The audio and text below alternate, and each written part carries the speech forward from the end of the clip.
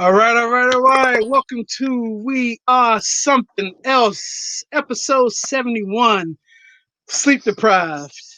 And tonight we are picking up our Black Business series again. And tonight we have the CEO of Icon Global and best-selling author, Mr. Elijah Shaw, in the house tonight. Yeah, Welcome, Elijah. gentlemen. Glad you can sit here and It's back. us tonight. We know you're a busy man, and look, as always, we appreciate any time that we get for anybody that joins us on the show. That's what's up. But your family and the rest of you guys, you're now extended family. So let's do it. All right. Let's go. CB, what's good with you, brother? Well, I appreciate you guys for picking up my slack last week. I had a wedding prep for my brother's wedding that was this past Saturday. So it's been kind of a whirlwind, and it's been kind of wild this week because we had people coming into town and stuff last week, even though it was a reduced size wedding due to COVID and everything. But you still just had that kind of atmosphere that, there's about to be a party basically coming up. And, there's a lot of anticipation basically all last week. And this week, it's been the exact opposite of that for the most part. So, Everything went off without a hitch. Everything was good. Yeah, everything was good. Both of them said I do. They're currently That's honeymooning. important. Yes, incredibly important. So they're currently in Cancun, I think, for the honeymoon, like one of the few places that are still taking our passports, coming out of the U.S. So I think they took their the good weather that we had last week. I think they took that with them because it's been kind of rainy over here these last couple of days. Got you. Rich, what's good? Man, how y'all fellas doing, man? Just another week. Glad to be on here. And it's maybe CB, maybe they can bring some of that weather over to the west because we got that little cold spell. Anything below 65 out here is cold. My blood got used to this cold, to this weather now. So y'all can keep that winter out there. But other than that, man, I'm excited for the show. And yeah, man, we here. Superfly. Ding dong, the witch is dead. Hey, I'm good, man. Breathe a little bit easier on Saturday, Sunday. You know Air what I'm smells saying? a little fresher. Yeah, it's a little light. It ain't over. You know what I'm saying? We still gonna struggle, but I'm doing good. I'm doing good. All right. Well, that leads us into the let's wrap. So let's start off with that. Last week we were here. We didn't have a president yet. The numbers were leading a certain way, but there was still no definitive answer. And I think I even gave you 10 reasons why I didn't trust 2020, because 2020 has been known to pull a fast one on you this year. So, but after, it's like what they say, watching a pot never boils or whatever. I watched all the way up until Saturday morning, and then I was like, I can't do this. I went out for a walk, just a 4-mile walk to clear my mind. I come back, and big bold letters on the TV, Joe Biden, president-elect. I was like, that's what I get for just spending 72 hours. Exactly. Staring at the television. Right. I mean, we saw it coming, but again, it's still, I mean, again, according to the current president, it's not over by far, and he is yet to concede, which at this point he probably won't. But I think at a certain point, the numbers aren't going to lie to you, and the plan is in action already. I mean, Biden is putting his staff together. They've got this COVID task force underway. The cabinet is getting ready to be picked. What are you going to do? You're going to just sit there and chain yourself to the pillars of the White House when it's time to move in? But like I feel you, Superfly, like a breath of fresh air. It may not be the perfect answer for everything that's going on in the world, but at least it's a step in a different direction. You know what I'm saying? Right. Exactly. And look, Saturday was good for a day, and then Sunday we got the word that Alex Trebek passed away. And I just want to, before we go too far into the show, I just want to say, man, what a loss. I mean, it kind of got quiet for him for a while, and that's never good when you know somebody what they're dealing with, and they're forefront a lot of times, and when they just go quiet and silent, and you don't hear any updates, it's never a good thing. Right. But I want to shout out to Alex Trebek because Jeopardy is one of my favorite shows. Interesting to see where they go from here and who's the next host. But back to the election. It's just again a bright spot. I feel good, and we have our first woman of color and first woman vice president. And look, whether you agree with a lot of her things or disagree, this is a change that's happening. Yeah, symbols matter, man. I think you saw what happened after Obama was president for 8 years. Symbols matter. You know, like my kids, I always think about them because like my daughter came into this world in 2010, and like so she didn't see anything other than a black president for a while, and now she's seeing a woman president. Like to see that in her lifetime, when you know what I mean. I was a child. I never thought I would see either one of those things in my lifetime at all. You know what I'm saying? So they're getting a completely different, you know, viewpoint on what's possible. And that's excellent. Going through our comments. I don't know if you may have missed your radio check. Yo, I'm seeing some of these comments, so I'm staying quiet, but I'm seeing them. I'm not missing anything. So let's just go into something that's still here is coronavirus. And I know E, you hit me the other day saying, what is Maryland doing? But well, we're going back into phase one slowly but surely. That's what's getting ready to happen, which I think is necessary because people have lost their damn minds out here. And I'm like, people act like Corona what? I saw people doing the Cupid/Corona shuffle in the streets on Black Lives Matter Plaza. I'm seeing like all these parties, like no masks. Like we are still in 2020. I mean, people are still dying and the numbers still are soaring. And so now things in Maryland and PG County are going down to 25%. I think max capacity in certain places is 10 people. And look, whether people like it or not, I mean, to get ahead of this thing or take the right steps, I think we have to dial it back a little bit and remind people we still are in pandemic. You're not just sitting at home on vacation. You're not going, you know. Yeah, I totally agree, man. That's the right call. I'm glad they're being proactive and trying to get ahead of it and being a little bit extreme going into the holiday season. So to me, it's the right thing to do. Elijah, what are they doing where you're at? Well, I mean, you know, I agree with what you said in terms of people need to take it seriously. You know, you can believe science or you can't, you know, you disbelieve science, but I mean, there are people that are getting sick, there's people that's catching it, there's people that's dying. And so from a risk mitigation standpoint, I want to be as safe as possible and not catch it. So I got to be smart. And, you know, they call it like pandemic fatigue. And, you know, people get tired, they want to go out and they want to go shopping and all of those things. Great. Up until, you know, you get sick or your loved one gets sick, you know, or they got to go into real stringent measures, like you mentioned, that you might be going back to phase one over there. So nobody wants that. And I think people thought, you know, new election, the light bulb was, I mean, the switch is going to flick and, you know, and then everything was going to be fine, but that's not the case. And particularly as we go into winter, we got to be smart. So it's interesting to see how this plays out, but I think people are going to, they might not have a choice, but they're going to get smarter and get more educated on it just because it's not going away. Exactly. He started with Larry Hogan, our governor, started with restaurants. So it's almost like the warning sign. He's going to bars, people drinking and hanging out. That's one of the number one spots. I'm starting here. Next is probably going to be gyms, anything where people can gather. And slowly but surely, he's going to dial it back. And look, people are going to be mad. But at the end, these numbers need to go down because we're going into a dark winter. And no one wants to be sitting in the house all of 2021 and not knowing what 2022 is going to be. So get ahead of it.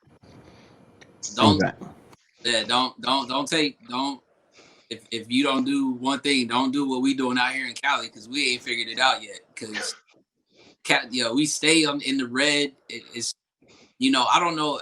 Again, it's such a large state, and you realize by county, you can see how they're taking advantage of, you know, doing the right thing and things of that nature. But kind of like Elijah said, that fatigue of being in the house for so long, and then you had, you know, the baseball, you know, got World Series was, you know, the Dodgers. You had the Lakers winning, so. You then combat all of that time where you probably were in the house to that moment of there's that extra incentive to go out, and it just went all over the place. And to be honest with you, man, whatever the rest of the country does, California does the opposite, and then we gonna be in it.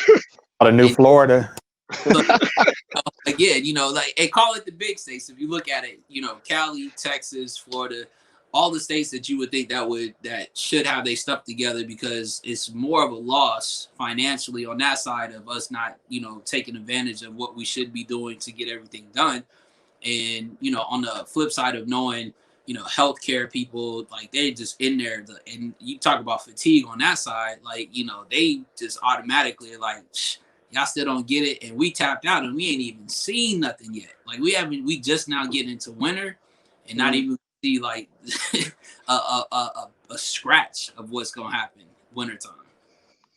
Exactly. It's killing me because people don't want to be stuck at home, but maybe if they stayed home a little bit more up to this point, wouldn't have to go through all this stuff again. You know what I mean? So it's one of those things where we're still kind of at fault ourselves here, right? It's not like we're being told to stay home because people have been staying home and staying safe. You know, numbers are going back up because people are interacting and, you know, allowing it to spread. So we got to cut that back. Right. And Thanksgiving's coming. That too. That part too, right? Right. So moving on. This picture right here, the next one, saw this pop up on Facebook of Mike Tyson. First of all, it's a great shot coming from, you know, the picture aspect of it, Mike in the shadows. But I saw some more training footage of this guy, and he's not taking this thing lightly with Roy Jones. He's going in to knock Roy's head off first round, get it over with, and to possible to prove that he can still go at it. And I think this is going to probably try to set up another fight somewhere with somebody else. But it's one of the bright spots we got coming up. What is it? I believe it's this month. It's in a couple of weeks. And I don't know what Roy was thinking. Roy at this point doesn't know what he was thinking. But it's a payday. And somewhere deep down, Roy thinks he can win. And wait, hold on. Do you believe that? No, absolutely. No. Do you believe that he thinks he can win? I think Roy thinks he can win. I mean, why take it? Well, I mean, because deep down, I think Roy thinks he can win. But surface level, Mike is going to go in and he's going to destroy. He's showing you that he's going to destroy. He's not taking this lightly. But I will be watching. I think, did they switch it to pay-per-view yet? CB, you know? I haven't seen anything. Right, but got to be, well, you know, we'll be keeping our eyes peeled for that. Yeah. My man, Shep Smith on Facebook says, I feel sorry for Roy Jones. Yeah, we all do. We all do. I mean, I don't know what the payout is. It ain't worth it. What'd you say? It ain't worth it, whatever it is. You about it. When we were kids and we was having that, like, oh, like, I'd take, you know, would you take a punch from Mike for like $1 million? The answer was always hell no. And it's still hell no to this day. Like, he's even more dangerous now than I think he was, like, probably like later on, because he's got a clear head. Not only that, but he, like I said, he figured it out. Like, you know what I'm saying? And the fact that he said, in I think one of the interview, he said, I literally have to remove myself from my family because they won't like where I go to get ready for this fight. First, right. If you have to go there, and you yeah, what's more dangerous than self-aware Mike Tyson? Exactly. Yeah. Right. Hey, what was the boxer that stepped in the ring and then, like, as soon as the bell rang, he stepped back out? That's right. That's what's gonna be. And then get right back out, walk out. That's it. E from OT show said it's on pay-per-view, so you know I'll be watching regardless. I'm tuning in. Yeah. All right, this last quick, let's wrap. It's a picture of the PS5, I believe. To be honest, I haven't been following the games like that, even though because I just know I can't afford a new one right now, even though I would like one. But it is just gonna sit on the shelf. But it's good to have. But I was watching a YouTube video, and then I guess they rolled out the early demos of them to people, and the guy was demoing live on YouTube, and it burnt out on him. Oh no. Like Ouch. it shut down, Ouch. wouldn't come back on, and we're talking about a $300, $400 system. And that's one thing about these games. I never go with the first run of these game systems because back then, what had the Xbox 360 had the fan issue, right? The internal cooler Right. issue, and games were redlining, and people paying $300, $400 for these games just for it to burn out. And so maybe second, third batch, depending on the reviews of them, I might try to put my hand in, in the basket to get one. But right now, it's not worth it. So that's. And people are having a heck of a time trying to get them too, which is hilarious. Stockx is selling them. Right. You see Dude, that? every like sneaker shops are selling them. Like Kicks Are that For too. Us, which is down in Tampa. What's the markup going on StockX? You know, Like 1,200. It's ridiculous. Stop it. 1,200. In the group chat right before, someone has one. One of the homies has one, and one of our other friends was trying to get them, and they keep not being able to get through. And he was like, "I'll sell you mine for $700, which is still like half of what you can find on eBay, which is silly." Oh, nope. I'll wait. All right, y'all. Superfly, you ready? Oh, let's go. Go. So sir. everybody's watching. So we have our segment, 5 minutes of funk. Superfly is gonna play 5 minutes. He's gonna all the songs together are gonna come up with a common theme. See if you can guess the theme in the chats. Put everything in the chats. Let me know. Superfly, whenever you're ready. Good job, Superfly. Good job. Yeah, that took me back. Yeah, right. Yeah, That was a for good real. time right there. A lot of people threw in their guests in their comments. We had Missy Productions, Missy writing versus the stuff she produced. I think that. Yeah, I think y'all all right on that one. That's what's up, man. Thank you for that, Superfly. Yes, music sir. music is always good for the soul. Especially the 90s music. Exactly. Let's get to it. All right, y'all. Black Business Series. We back. Again, if you just joined us, we want to welcome Mr. Elijah Shaw, CEO of Icon Global and best-selling author. So let's plug the book real quick. Celebrity Protection and Touring, a guide to mastering the business of VIP security.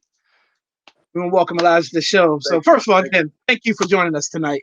No, I appreciate it, man. This is fun, and I really dig you guys' format. So I think it's got legs, and in terms of like, exploring, serious topics and things that are, pop culture. Like that's a really good blend. So thanks for having me on here.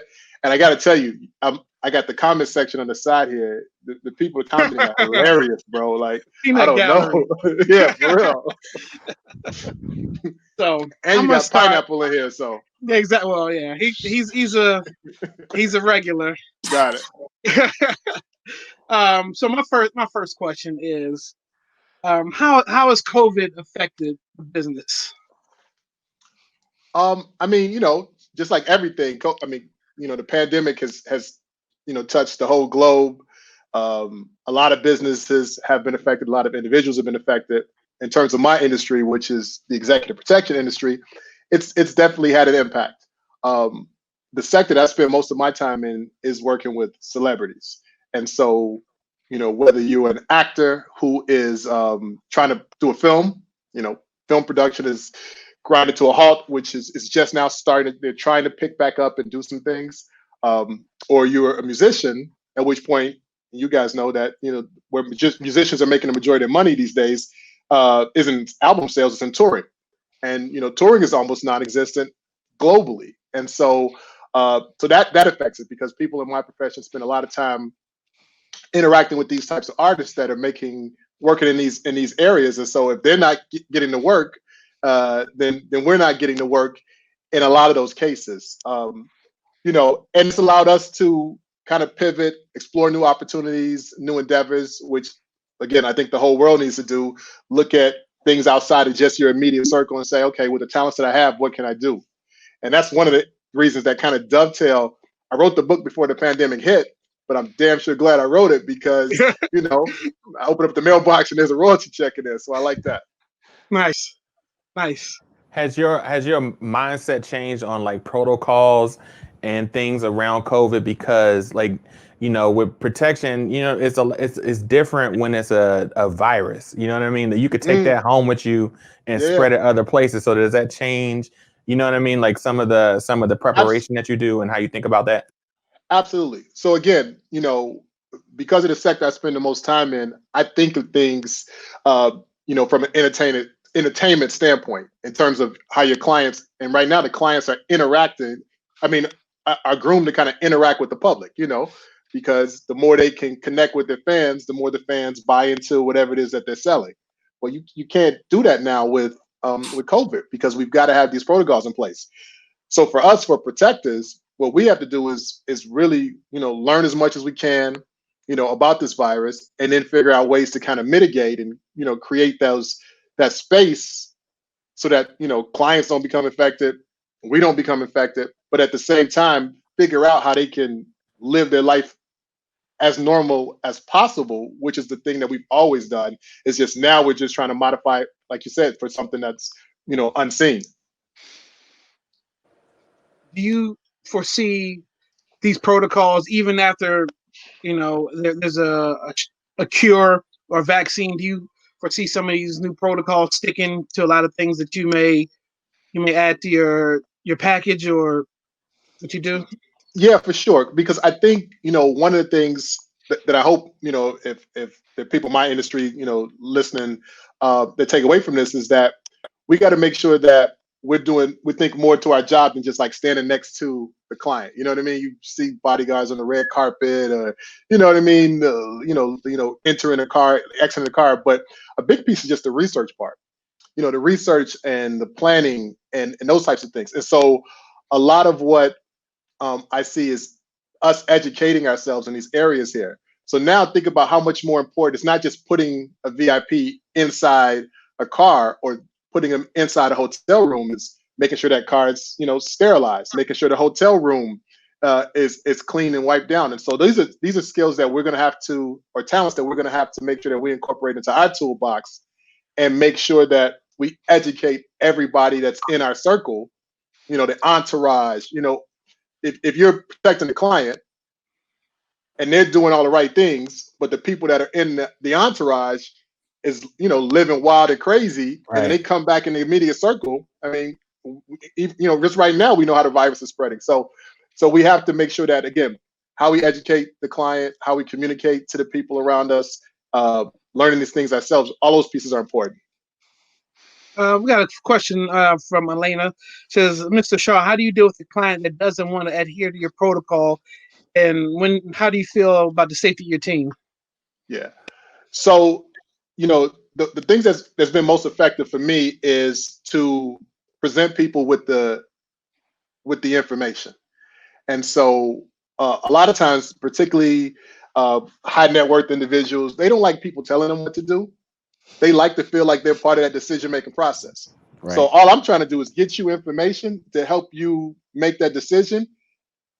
And the information is out there. So I just try and steer you into making the wise choices.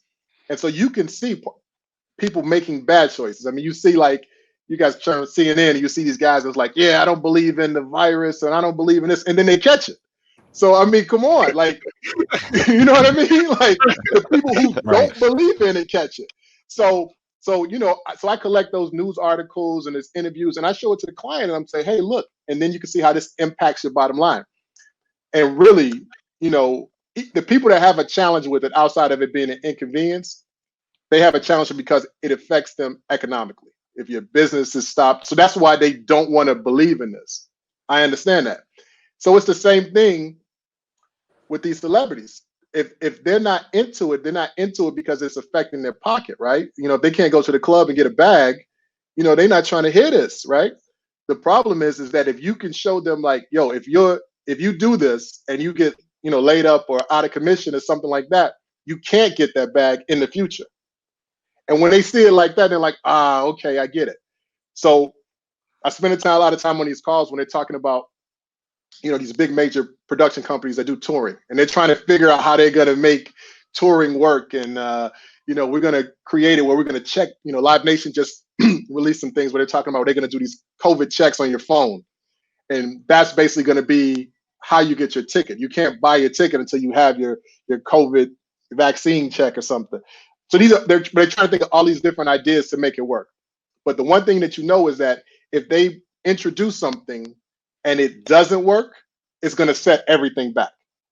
And so it was a long way to answer your question. So how I try and educate the clients is I show them that the financial impacts in the long term, not the short term, in the long term. And again, if you're a high net worth individual, your pockets are a little bit deeper. So if you can just, hold off for right now, then in 6 months, 8 months, a year, things might be really better for you. And then you can ride that storm and then be ahead of the game. I had so I'm kind of torn because I was thinking, when whatever the new normal will be past this, I was thinking there's no way you can get 20,000 to 40,000 people in a room ever again with what was happening. But then I'm thinking, nah, because there's so many people on the edge that's ready to get out and live what life used to be, like sitting in restaurants, that 20,000, I think it's just going to fall right back in line, and people are just going to go right back to where we were, not practicing probably some of these good habits that they could pick up along the way. And one more comment I would say is that I think when it comes to touring, like tour managers, if they look at what other people are doing right now, like look what the NFL is doing. Like a lot of people are trying to put, like I said, blueprints in place as far as what can we try. Okay, so we'll try 5,000 people in the stadium. How does that work out? Or parking, we'll do a parking lot tour. Everybody's in cars. So I think all these are good ideas, and I think that the smarter individuals will figure out a way to get these tours going in. Because I miss going to a good show. Hell, I miss going to the movies. Yeah. No, I agree. And to your last point, there are some really smart people trying to figure this out because of the economics of it. And that's what's going to drive it. I mean, now the fact that it hasn't happened yet means that it's something serious. Like, these multi-million-dollar companies, they're not trying to, be empty, with this, all this real estate that they have. You think about the Madison Square Gardens and all of this stuff where they got to pay the rent on these places, right? We've been talking about our rent. Think about these guys. So they're trying to pack the house in, and they can't do it. It's just impossible right now. So, but I can also tell you that everybody's trying to be cautious, and everybody's watching what someone else is doing, because whoever does it has to assume that liability.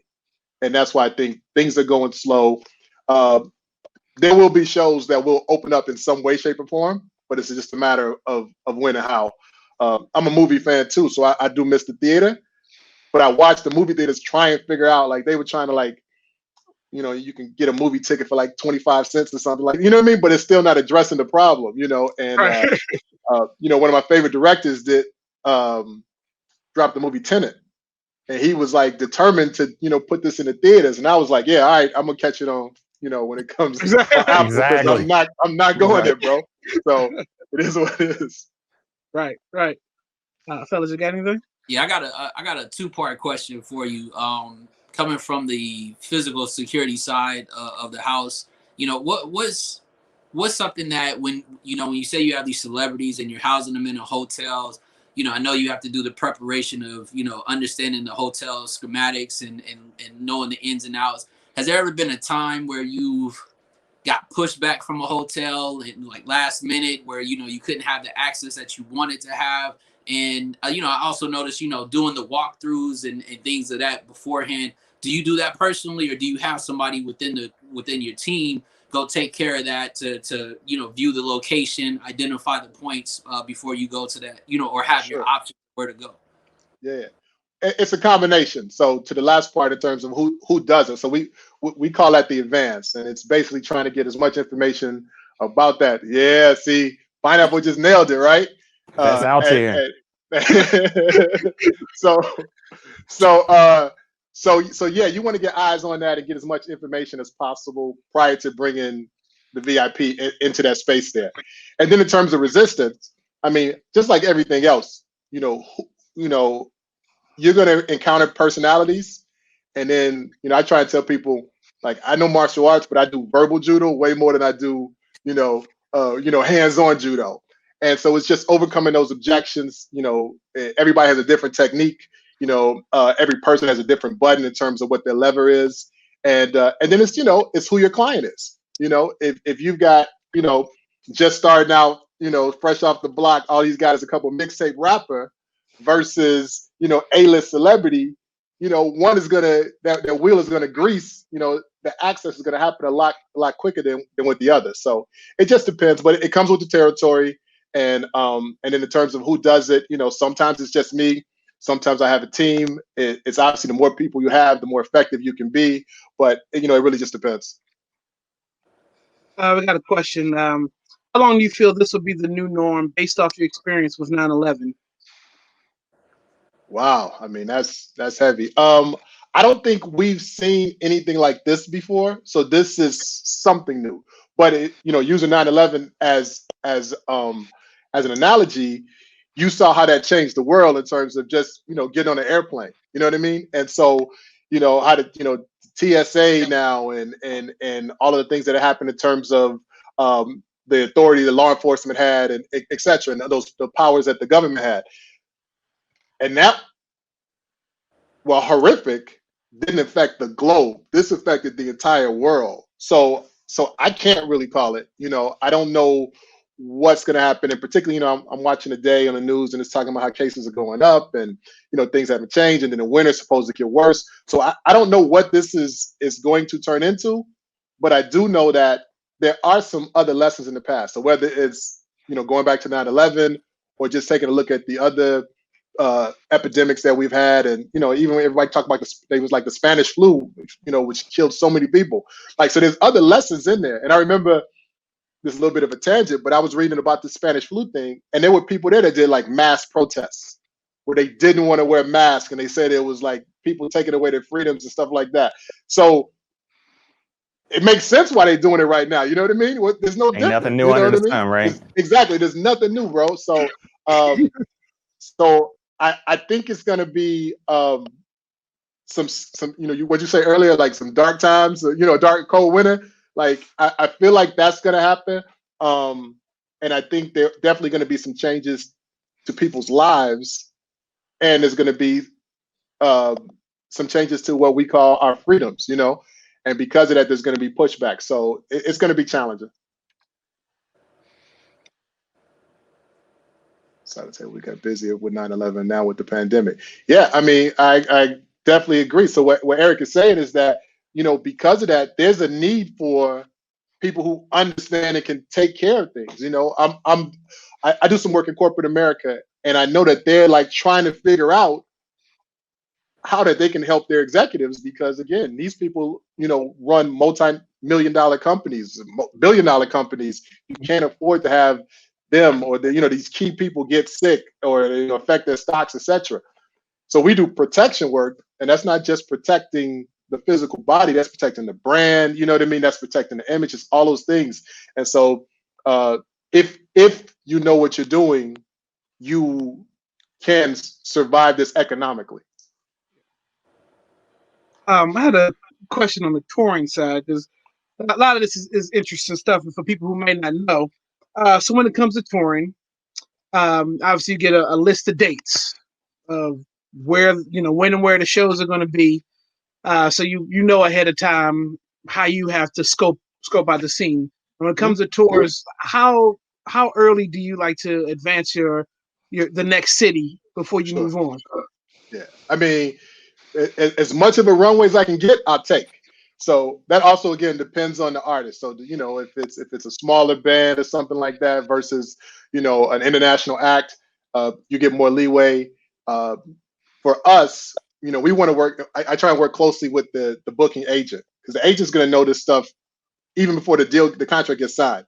So the more leadway I have, I'm going to make use of all of that time. And then I'm touching base with the venue. I'm touching base with the key people, even if it's 6 months out. And then I'll periodically reach out to them closer to that. But the great thing is, particularly if you've been in the business for a while, there's only so many venues. So if you hit it this year with this client and then they drop another album, they come back again next year, you don't have to start from scratch. You've already got these relationships. I've got a folder for, all of these venues, who the contact people are. And while that might change, and you definitely want to update it and you definitely want to conduct a brand new advance, a lot of that information is the same. I remember I was in Manchester with a client. We did a show there. And right after we left was there was the Manchester bombing. I don't know if you guys remember that. It was Ariana Grande, I think, was doing a performance there. And there was a bombing. And so, obviously that was really tragic. And I remember we reached out to the security staff, which was, mad cool when we were dealing with them. And, it just, kind of expressed our condolences and, et cetera. A year later, I was back there with a different client to perform. And it was really close to just the anniversary of that. Bad things happen on anniversaries or something. But just the connection that we had with the staff there from before, they really kind of bent over backwards to make sure that all of the things that we wanted to have in place because of the timing and our concerns were addressed. And so, again, establishing those relationships as far out as possible and keeping and maintaining them is important in our business.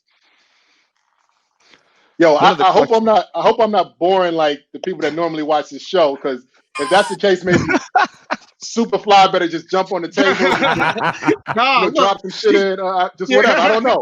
So you're good. No, cool. Good. You're good. CB, you got something? Yeah. Because and it was kind of a perfect lead-in, because I wanted to know what would the differences be when you're dealing with clients domestically here compared to if you're doing, stuff around the world. Could be a music act or another big name client. But what are some of the different challenges that you have, going, from being in the States, being in, other countries around the world? Absolutely. Well, I think the first one is, and I don't think it's a secret to anybody, VIPs, very important people, they have a sense of entitlement. So you think that everything that you can get away with in the United States, because you have that entitlement, you can do overseas. And that is not true. So it's like educating them that, like, no, we can't do that here. Like, that won't fly over here. I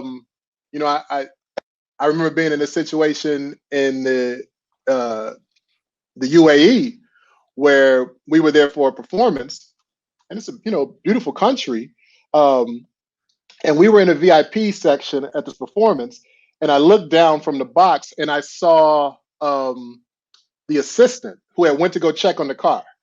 He was coming back in, and I saw one of the security had him kind of hemmed up, against the wall, and he's speaking Arabic to him in a loud club, and I just thought, okay, he probably just tried to walk up into our section. He didn't know who he was. I'll just go down there for 2 seconds and explain it away. As I go downstairs, the guy's yelling at him. I'm trying to diffuse the situation. And the guy ended up pulling out a badge, of which I knew, okay, things have gotten serious. So anyway, long story short, what happened was when the assistant walked outside, he saw a guy fighting with one of the security. And you know how we do in the States, we like World Star. He pulls out the phone and starts recording. Well, the guy that he thought was security fighting with the guy from the club was actually their undercover drug unit. And it is illegal to record any government officials in the UAE. And so, bro, it turned into like an international incident. Like, they wanted to arrest him.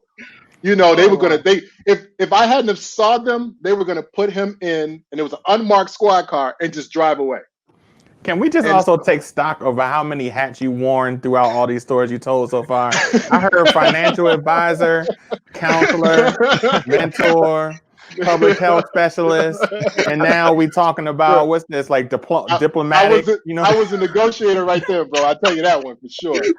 And because they and luckily, again, this is what I talk about relationships. one of the guys that I had actually a student I taught lived over there in the UAE. So he's who I was working with at the time. And so he had some relationships. And so they put him in the car and drive away. And we're in the car following them to the police station. And we spent hours in the police station, basically kind of negotiating his freedom there. And the officer, and this is again a long story to talk about what you said. The officer said, "Hey, if I come to your country and I run a stop sign, I'm still going to get arrested. I can't say I didn't know that, because the argument was, hey, we didn't know that filming a guy, was an offense." And so at the end of this whole thing, we were there for a few hours, and they made him sign a letter that basically just said that he apologized for doing it. He wouldn't, do these offenses anymore. And then again, if it happened again, it was like punishable for like $10,000 and a year in jail. And we got on a plane like a couple hours later. But and this whole time, I've got my client who's at the hotel now, and so you can see how that affected everything. And so these are things that they don't think about going overseas, and so you really got to educate them. But for that to happen, you got to educate yourself. So the paperwork, the workload, understanding like the culture, understanding the nuances, understanding, I always talk about like, I want to know like where to go, but I want to know where not to go. I want the people to tell me like, nah, bro, not that block, not that strip club. You know what I mean? So that's the stuff that you're only going to learn from the locals. So is that like the booking agent kind of feeding you that stuff if you're going into like a new market or a new territory, or like do you have like a set plan for how you're going to go research that area? It's a combination. I mean, I'll put information from everywhere, but in terms of vetting that information, making sure that it's accurate, that's got to be somebody that I trust to look at it from a security eye. So that's either some of my staff or somebody that's recommended to me or somebody in my network, those types of things. So all of that information is great. But again, you think about like the booking agent, they're going to tell you everything is good because they want you to come. You know what I mean? So they're like, oh yeah, no problem. These are all my friends and, no big deal. And then there's like 50 dudes in the, the VIP section, right? So I want that information. I want that rapport, but I've got to have somebody to look at it again from a security perspective. And so it's just that's the power of networking, which is kind of an overused term, but it's really important because these are the things that are going to successfully get you in and out of these situations. I might think, oh yeah, I'm great at all of these tactics and all of that stuff. If you're in the wrong place with the wrong people around you, you need somebody local to be like, nah, man, he's good. Right. Jump to YouTube real quick. We got, do you have a brand manager on your team? How do you handle that aspect? And then she follows up with, how many languages do you speak? Well, I can tell you the second one. I barely speak English. So, I have a lot of respect for people that speak other languages. I never mastered it. I don't have that ear for it. So I try and pick it up. Now, with that said, I've been I think I'm on 76 countries now, and I've been able to operate those. So I've done protection work in 6 of 7 continents. I haven't got to Antarctica yet. I don't know what I would speak if I had to go to Antarctica, but I'm going there just so I can check it off the list.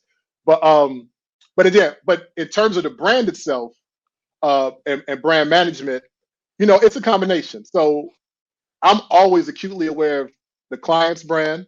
I'm aware of my brand, and I just try and make sure that I'm not doing anything to damage either of those, or let anybody else damage that as well. And so, if the client has people in place that will that are sensitive to their brand, that's a plus. But the flip side is there are a lot of people, the entourage or something. They aren't thinking about the brand; they're thinking about the fun. You know what I mean?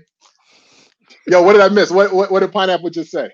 Yeah. He said, if I had one of your cars getting broken in Paris, one of your guys' passports getting stolen, that's a huge deal being abroad and no passport. Yeah, bro. They're not trying to hear it. You can have all those good stories. And you guys probably seen that if you ever make any international trips. No matter where you go, like customs and immigration, they're not playing. They don't care. Like these dudes say like, because they have to deal with, people smuggling drugs or terrorists and all of that kind of stuff. So they just automatically it's just nope, shut it down. I actually talked my way onto a plane once without a visa to South America. It was an emergency. I was with a client, and we were able to kind of use that celebrity to make this happen on this emergency trip. And it was a really serious thing. But when we got off the plane on the other end, and they were like, "Yo, where's your visa?" And I started doing, okay, let me explain. We ended up in a little room in the basement. Dude came in with like the white glove or whatever. I mean, it was, it was like it was locked up abroad. But we talked our way out of it or whatever, and ended up getting the embassy had to get involved or whatever. But all I'm just saying is like, it's no joke overseas. They're not trying to play. Go ahead. Yeah, I got one. It's a question that I feel like security gets a lot. I used to work for an organization, one of them 3-letter ones, and I always used to have an issue when I went to a certain city, and I wanted to ask, is there a city that you just really can't stand that just either gives you the business or they? Now, I mean, I can say for me, it's Boston. Boston, they never really, I don't want to.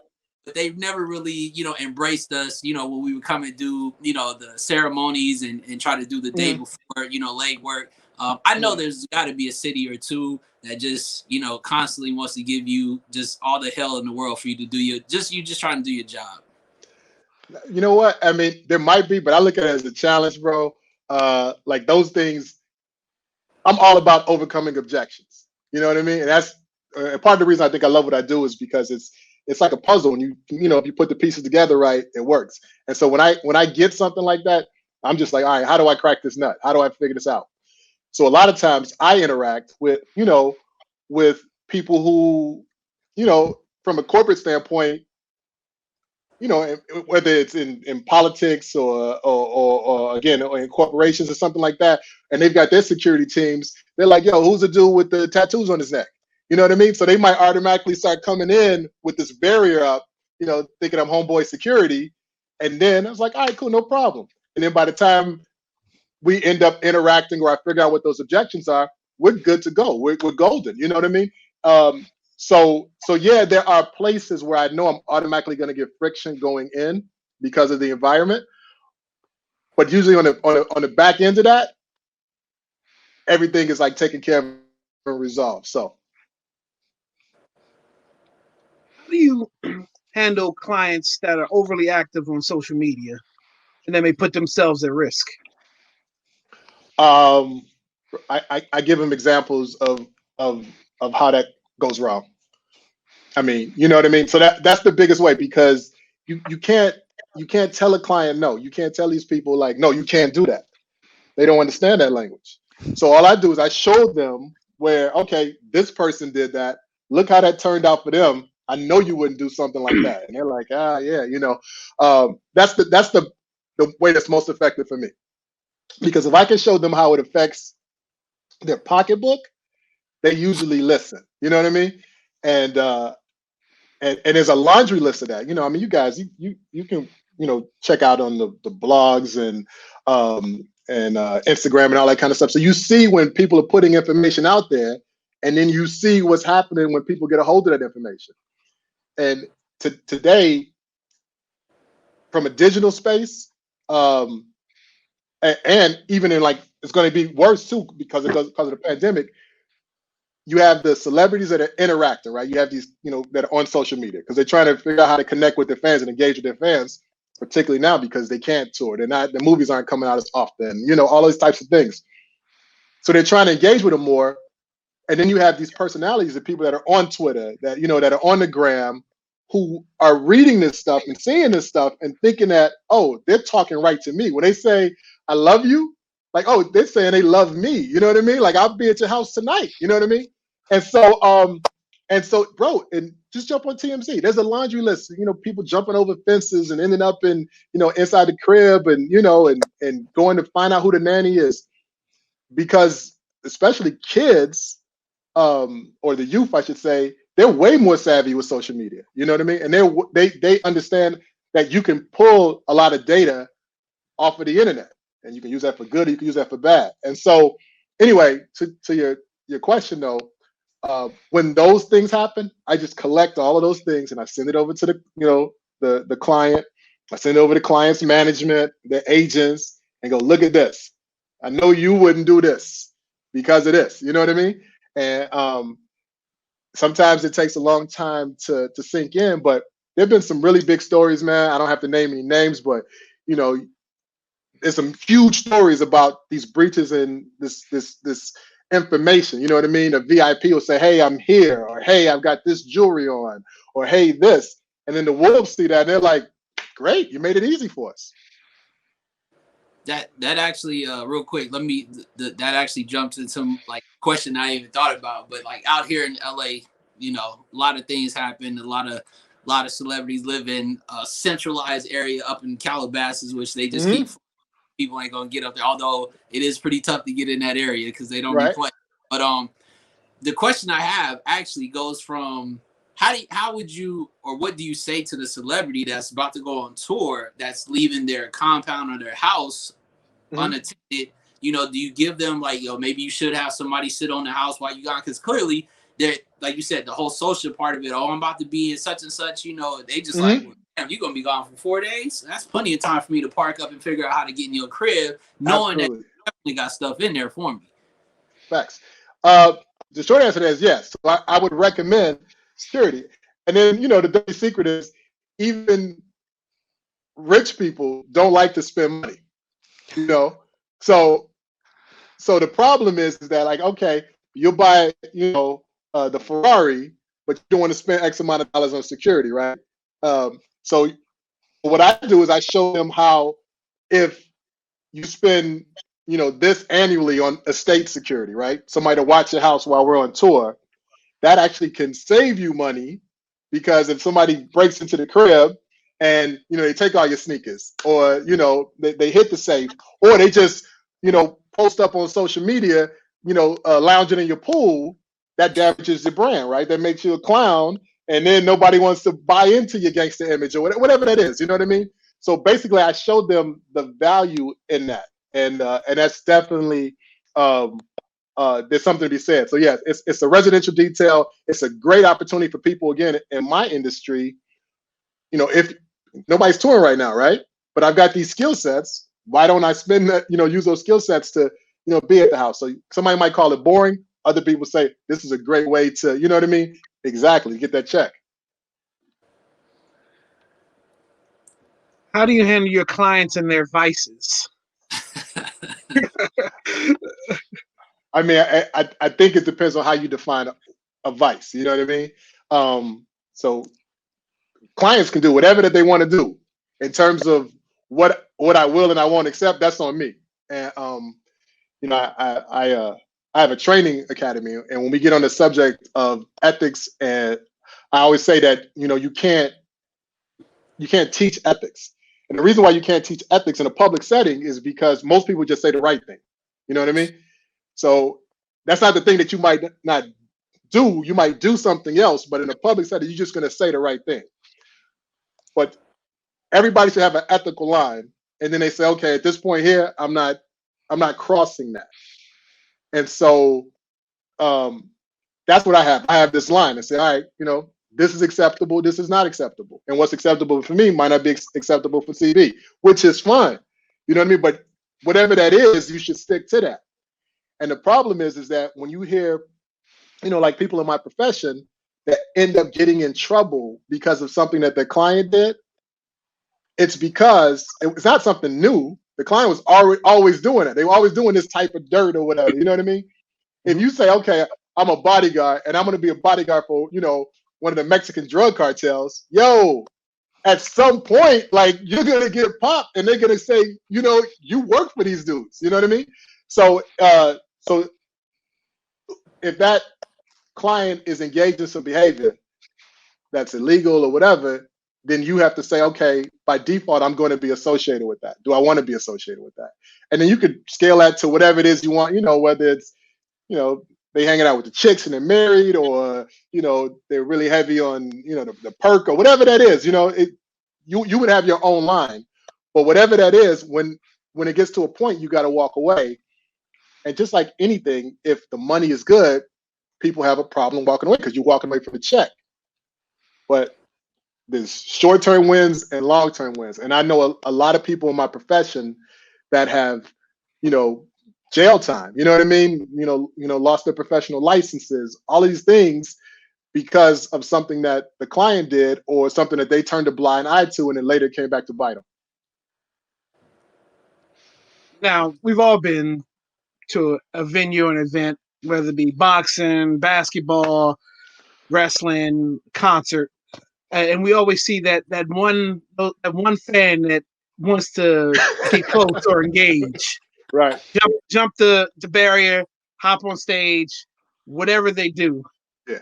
And then you never, after that point, you never see them again. You see them getting escorted behind the curtain, and you never see them again. What typically goes on behind that curtain? You give the publicly safe answer. Now, bro, I mean, it really just depends on the security's approach. And so, for instance, there's if I'm doing like say a tour or whatever, there's the team that I work with, the close protection detail, and then you have the venue security, right?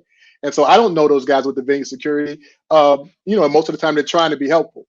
But you think about it, if somebody was like to jump on stage, I'm looking at that very dispassionately because that's what overexcited fans do, or you know what I mean, or that's what somebody who's drunk does, or that's who's even if a dude has a problem, I'm still looking at it dispassionately, and basically I want to remove them from the area, and then I want to get back to dealing with my client. That same thing happens, and the guy who's working the venue security might feel like,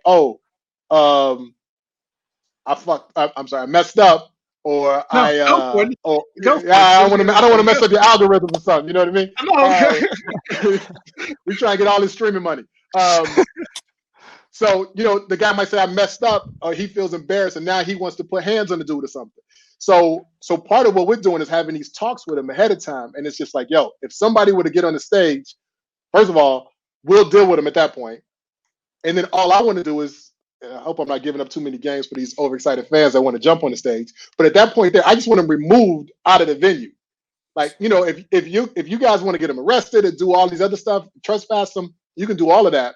But all I need you to do is make sure that they're out of this space here so I can get back to dealing with my client. And the reason for that is that if I get wrapped up into all of these other things that are happening right then with this individual, what happens if somebody else does something? What happens if somebody else jumps on the stage?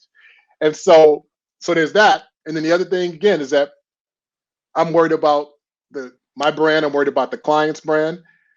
At the point where somebody jumps on the stage and I push them off the stage and they trip and they, break their leg or whatever, they're not going to mention my name in the newspaper. They're going to mention the client's name in the newspaper. You know what I mean?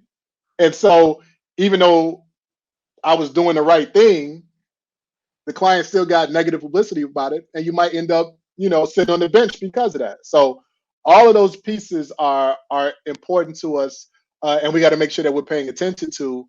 And so yeah, remember I talked about the prevention piece. If we can set it up so that that those we call them concentric rings of security. If we got the perimeter set up and the barricade set up and the security on point that's in the pit, that person should never be able to get on the stage in the first place. If they've got on the stage, we got a bigger problem anyway, and so I'm not going to make that problem worse by knocking them out,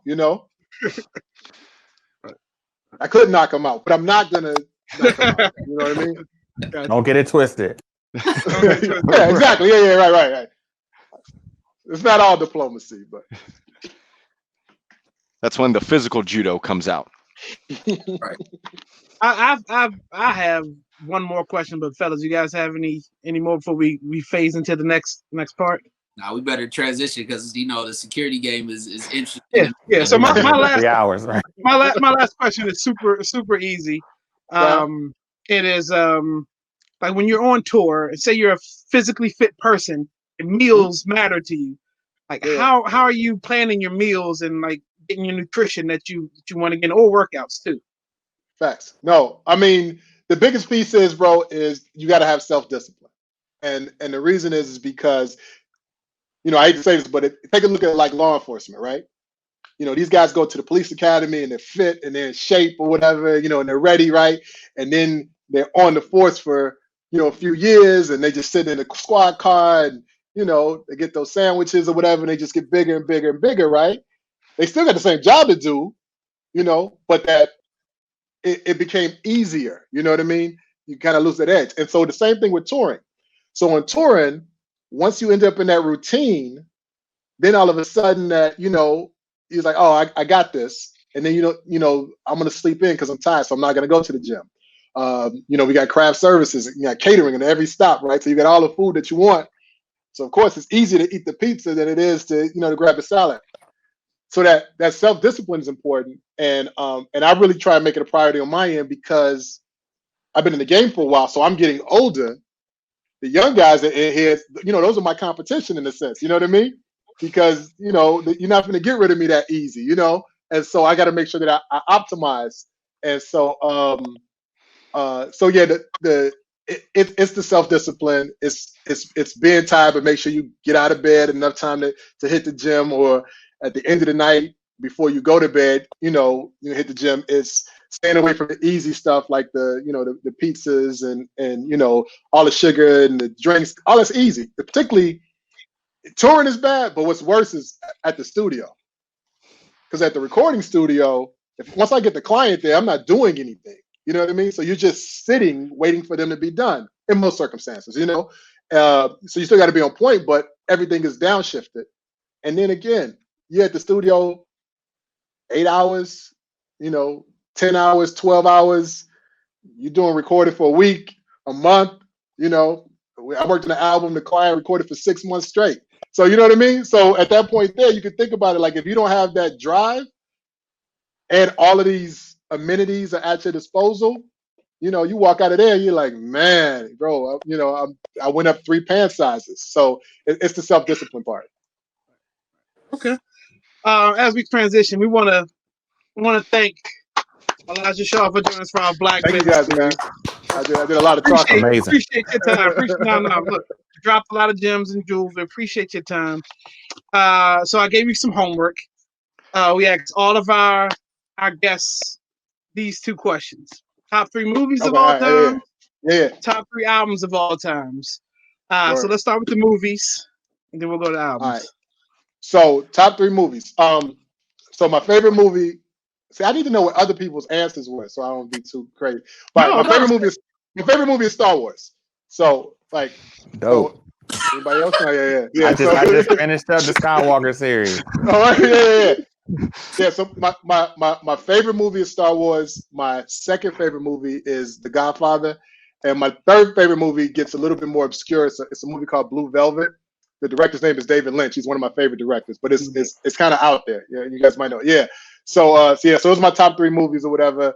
And I went to film school actually, and I went to film school thinking like, all right, cool, I'm gonna make the next Star Wars. I didn't, but I went there thinking I was gonna make the next Star Wars. It just didn't happen, bro. All right. Okay, And so what's the next one now? Albums. So Illmatic, Ready to Die, Get Rich or Die Trying. I'm like a Walker stereotype. All right. Like I could talk about like Nina Simone and John Coltrane. I really can. I like all of those as well. But damn, I definitely just all right. Well, I mean, if those are your favorite, those are your favorite. Yeah, if we did top 10, I would have gave you a much more diverse list. But that's awesome. It's hard with 3, man. You just can't pick. I know exactly. Yeah. It's supposed to trip you up. All right, so this is which is it? Just The Godfather 1? Is that The Godfather? Well, to tell you the truth, like, so I have to cheat when I do this. I love the first 3, the original 3 movies of Star Wars as a whole, and I do the same thing with The Godfather. I take all 3 of them as a whole. So like to me, they're all just one big movie. It's the same way I think about like Lord of the Rings. Gotcha. I'm with that. So now this is the segment. Is it just E? So E Rich is going to give us something that may be picking his brain, Okay. and he's going to state it, and then we can comment on it. So E, just give us the is it just E? All right. So I know Pops is already gearing up to probably drop a comment that he's gonna cuss at me after I say what I'm about to say. But again, I struggled this week, like I always do. I try to come up with something that I truly believe in that y'all probably just don't really want to say. But this week we're gonna go with hands down. And again, I'll say it. Do not come for me. Don't at me on my page or the fellas page or nothing like that. The best juice ever, and has been consistent from a kid to now as an adult, even though I shouldn't be drinking it and I don't drink it because I'm on the health 5 days a week, is the Arizona iced tea is the best juice out there on the market.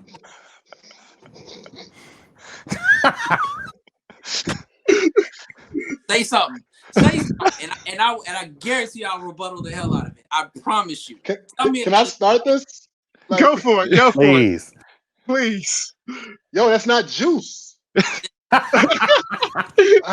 is the best juice not juice? I don't understand that.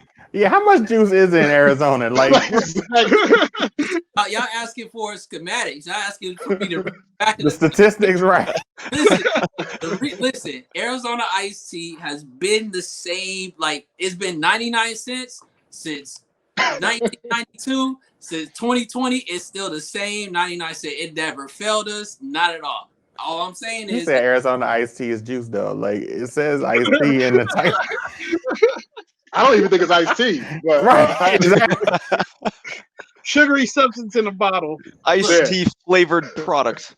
Exactly. But look, trust me, there's plenty others I could have gone with. There's the hood legend, the Tampico, which again, you drink that's an automatic. You just insulin, just ready to get pumped into the veins.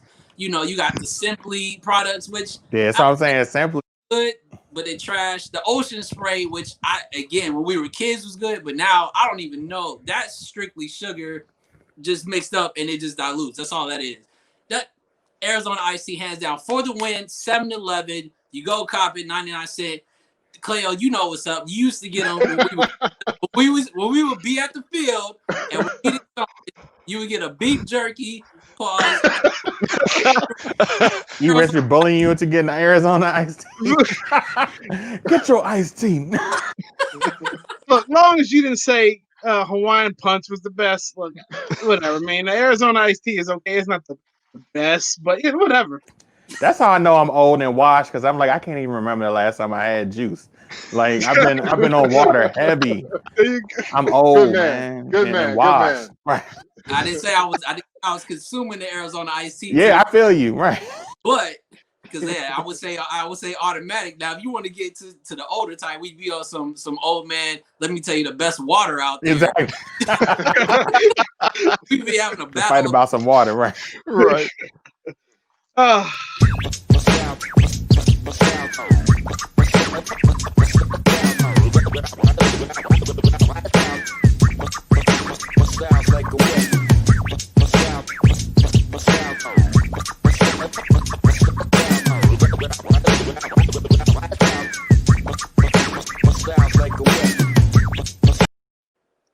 All right, now my favorite part, shoes. So this is where it's our shoe segment, and then we out of here. So we normally start with the copper drop for the week. So CB, go ahead and give us these particulars on the copper drop. So went with a little bit of a different strategy this week because, I mean, the Kobe 5 Pro Tro is a model that we've talked about before. Most of us are fans of it. This specific drop is special because these are the Bruce Lee and alternate Bruce Lee colorways, which was one of the most famous Kobe 5 colorways of all time back in the day. And so obviously we're getting them here with the updated technology. These are dropping on the 24th, which is a Tuesday, because that's the week of Thanksgiving. Obviously, we're not going to have a show on Thanksgiving. And next week, we're doing our cross promo week. So I wanted to make sure that we got these in to talk about beforehand. So instead of it being just, would you cop them, would you drop them? I think most of us probably would agree that we like these. So which of the colorways do you like better? Do you like the white alternate, or do you like the tradition, like the original, more black and yellow? Bruce Lee all the way. You gotta go with what the, you already know. I mean, being out here in LA, but the a super Kobe fan, but that Bruce Lee, that when he started doing that, that was a wrap. Because Right. again, yeah, that mindset and just how it rocks, man. That's a shoe again that you can wear on the court, but more so you can rock that on a regular basis, and people gonna be like, "That's a tough shoe you got there."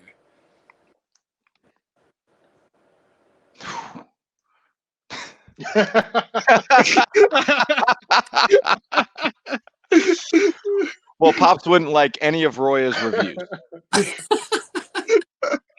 Roya says everything is cute. Right. For me, I think the traditional Bruce Lee's. Just I love that colorway. Mhm. It probably won't get as dirty as the white and blacks, but that colorway for sure. If I had my choice. Elijah, what about you? Yeesh. I'm probably gonna say the Bruce Lee just because I just watched Kill Bill. Yeah. And she had the whole Bruce Lee outfit on, so I was just like, oh, Yep. that was fire. So With the tigers on. yeah, I would probably say that. Okay. Superfly. I actually like the black and white joints. They remind me of the original LeBrons. Nice. Yeah. Yeah, I'm sticking with that. I was about to change my mind, but I'm sticking to the yellow and black. All right. So for the soul, who's up first? Because I know everybody's itching. So Elijah, we'll give you the option. You want to go first or last? Last, I don't even know what it is, so I'm going last. So when you pull out the shoe that you want to spotlight in. Oh, I got you. I'll go last. Y'all got it. Okay. I want to see how you present. Okay, I got you. Since I'm already up, I might as well just go ahead and show my dusty boxes. I'm famous for that, and I don't even know like if I pull these out already for the show. I might have, so you can feel free to call me out. I don't remember, but we'll break out a classic. Nice. Ooh, okay. Sixes with the. That was a classic. Yeah, all the way. Can't go wrong with these. Dope. Was that a recent release or those? Yeah, it's not the Nike Air ones. It's the Gotcha. Got the jump. 2014, 2013, 2014 when they came out.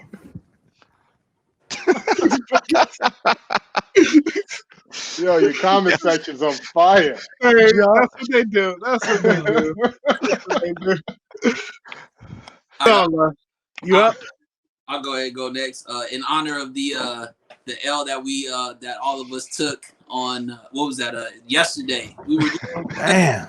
We was on it too, man. Right. We were literally texting each other, and all of a sudden the members Nike app hit with the notification of the 11 Jubilees, and all of us ran and got on there, and one by one we just came back with the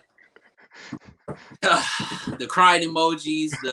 We didn't get so in honor of the 11. I know where you're going already. I'm gonna go with not just of course Pops. You ain't never took it. Yeah, that's not fair. You're not part of the conversation. But in honor of the 11s, not just I'm not gonna hit you with the breads. I'm gonna hit you with a pair that I have yet to put my foot in that I had to get, and it's the 72 and 10s. 11. Hey. Yeah. Nice. The closest thing that we probably gonna get to the Jubilees, the colorway, the all black. Again, just nice. Can't go wrong. Can't go wrong with it. Okay. Had to do it. Still gonna put them back and admire them in front of the box because the ones that come out in December, we not getting those either with the general release. So. Right. No way. I'm getting them. Good. You get into existence. CB, you want up or me? I'll go. I can go. I'll go. You got it. All right. So this shoe has a story to it that I'm just kind of realizing. Me and my pops was talking, so we'll go with that first. And y'all know I wear a size 12, right?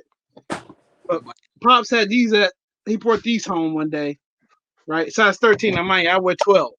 I think the owner of this box originally gave it to Pops because it was just hanging around the house because they wear 13.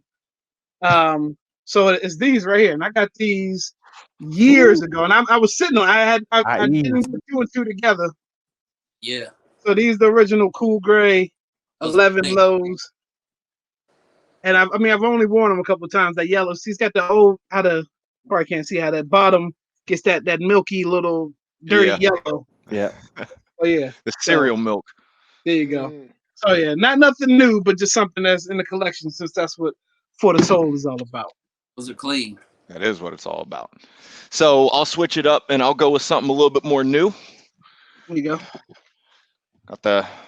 So we caught the L on sneakers yesterday, but these were not an L. Go. Yeah. The dark mocha ones. Yes. When I got the email that says your PayPal credit new purchase, I knew it was time to celebrate. It's one of those things where I was so happy I was spending money. Like these joints are great in hand. So are you having more luck with PayPal versus like a credit card or anything like that, you find? So kind of wild story. I use PayPal for almost everything that I can. And it actually came in handy when last Christmas, Kaleo, you'll remember this. I had a Stockx purchase that I didn't make. I got a notification about like some Travis Scott sweater that I did not buy. Was purchased, like my bid got accepted, and then it said within literally like 5 minutes, like the package was on its way to be authenticated, which anyone who's bought anything off of Stockx knows that doesn't happen that fast. So you can't even get in touch with a customer service person at Stockx because they do everything electronically. Everything's through email. So I had reached out to PayPal since it had been since that's what's linked to my Stockx, gave them the whole rundown. They, on their end, canceled all the purchase and did all that stuff, gave me the peace of mind up front before even Stockx was able to reach back out to me. So it was one of those things that like I try to use it when I can, mostly because I'm using the PayPal credit, and that way if it's not being linked directly to my bank account, because then in that same transaction where I was being frauded, the next purchase they tried to buy a $10,000 pair of Dunks. And fortunately, I already had some purchases on there, so that didn't go through. Yeah. But if that was just my checking account, like, if it was connected to my savings, like I would have been screwed. So it was one of those things where it's worked out. Yeah, I was wondering if sneakers is letting the PayPal in a little bit easier or something like that, but I don't know. But I have it. It's already like pre-set up on there. So all I'm doing is entering in because I do a like double authentication password at this point. So every sneakers drop, I'm literally in there. I'm pressing buy. I'm putting my password in, and then I'm sitting there waiting for my PayPal email. Yeah. Nice. We got a dial in for the soul. So this is from Pops. Come on, man. You can't be doing this. Right. Turbo green ones. Regular jump. Turbo green ones. No laces. Okay. Never worn. Of course. Yeah, and I looked these things. I remember when they came out. I looked these things. These things are flipping on StockX. They are for almost like $1,500. These things are very limited release for those. All right, let's see. Guest to honor. So you kind of got the rhythm going now. Yeah, but you guys had like a whole presentation. I didn't know how to bring the box out or anything. You don't have to do. You don't get. And then there was a whole lot of Nike love over here. So I'm like, oh man. Do what you got to do. So I don't know. I mean, again, you guys may be a little biased or whatever, but I don't know if you know about this sneaker here. Ooh. So, I knew that. Yeah, you knew it was coming. So this is the RS Dreamer Puma. Nice. So nice. Yeah, so I know you guys are like sneakerheads. So I'm not really a sneakerhead, but I do have a shoe collection. You know what I mean? Right. And I like this shoe. So anyway, I got this one, and then the Concrete Jungle version of it right here. And no one has brought those on the show yet. So you got exactly. All right, and then we got. Yeah. Those are the ones right Talking Those my are the ones. language. Those are the ones right there. Hello. I don't know how y'all do it over here. I gotta make sure. It's how y'all do it out here, right? I gotta make sure I'm hip. No. That's literally the first time in my life I've done that. So let's go. Perfect. Well done. Well done. Oh, that's awesome. Let's get back to business real quick. So for all our sneakerheads out there, look, here it is again. Reach out to Econ here 196. I think we got a couple of segments, a couple of slots left for this project we're working on. Nike and Jordan brand for this project right here. So reach out and email my pops. Let them know what you're trying to feature in this project, and let's make it happen. So I want to thank Elijah Shaw for sitting in with us tonight for our Black Business series as we wrap up. Yo, it was fun, guys. I appreciate that. I appreciate you. Plug your stuff real quick because you got some big things happening. Let us know. Now you dropped it, bro. Like the thing I like to try to talk about is the book, because there's people that always hit me and they're interested in the profession. I try and respond back when I can or whatever, but I do a lot so I'm kind of busy. But there's some jewels in the book: an introduction to celebrity protection and touring. And then also we just released it in an audiobook.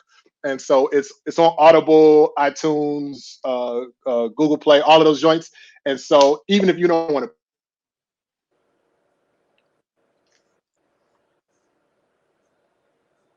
to. Oh no! You lost him.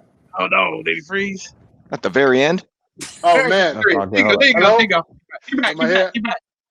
I don't know what the last thing you heard, but you can pick up the book on Audible if you're interested in that, or Google, Apple, all of those spots there. So that would be the big thing. So anyone who's interested in the thing, you can do that. You can also try and reach me on the socials.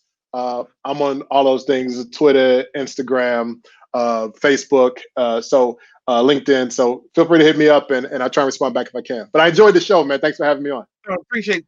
And look, as a personal thank you. Look, you've put me and my family in some big positions over the past few years, and I want my heart go. Thank you very much. Bro, come on, man! Like you've done for us, your family, bro. Anytime. Public platform, I had to say it so everybody that's watching knows how much I appreciate you doing the show, and then how much over the years you put me in some big positions.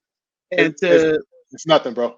I'm glad we have a relationship, and again, I dig this that you guys are doing or whatever. I want to see it grow and succeed or whatever. So I'll keep tuning in. All right, let's do it. All right, that's what's up. Thank you. Thank everybody for watching live on YouTube, Facebook. It was a big show tonight. Elijah gave us some good insight on a lot of things. Next week, when we're switching up the roles a little bit, CB and E. Rich are going to go join the Hot Seat podcast next week. And the episode will come out Thursday in the day for you to listen. And then Eric and Dave from Hot Seat are going to come over and join me and Superfly.